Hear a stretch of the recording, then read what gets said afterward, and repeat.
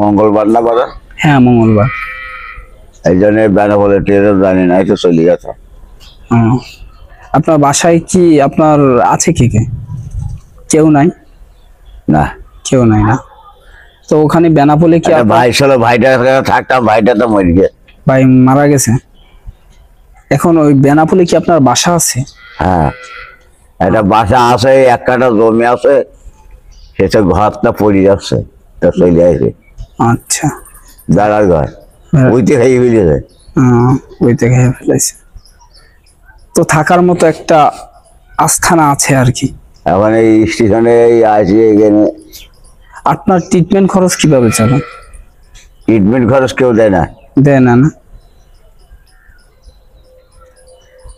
আপনাকে আপনি বললেন যে কালকে একজন একটা জামা দিয়েছে, এই জায়গা ডট পড়ে যাবেন, তাই মাছি বসতিছে হ্যাঁ।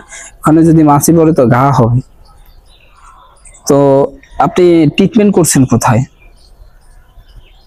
ট্রিটমেন্ট তো সেই মেলা আগে সেই রড পুরি গেল, সেই 10-এর কুইন্স হাসপাতাল, আজকে 12-13 বছর। তারপর থেকে আর কোনো ট্রিটমেন্ট নাই, এভাবেই চলছে খুব অসহায়তার মধ্যে।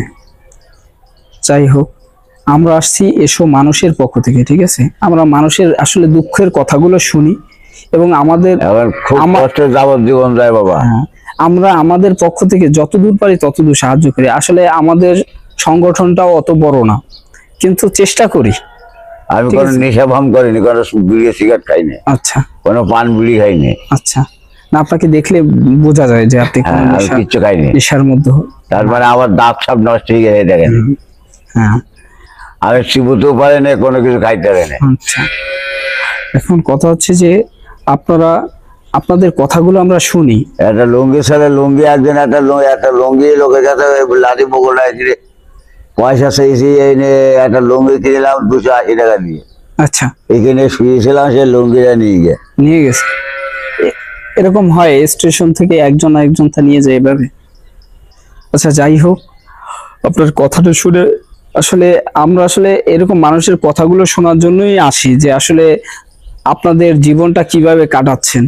মানে এখানে তো হাজারো লোক চলাচল করে, এই রেল স্টেশনে ওঠে নামে, বিভিন্ন জায়গায় যায় আসে। তো মানুষের কথাগুলো আসলে আমরা শুধুমাত্র আমরা যে এই যে আপনার কষ্টগুলো আমরা জানলাম, এটা আমরা জানলাম না, এটা আমরা জানাতে চাই, মানুষের কাছে জানাতে চাই, জানো এরকম যেন আমাদের হাটে ঘাটে বাজারে এভাবে যেন অসহায় লোকগুলো না থাকে। যত বিত্তবানরা আছে তাদের পাশে যেন আমরা দাঁড়াই, তাদের পাশে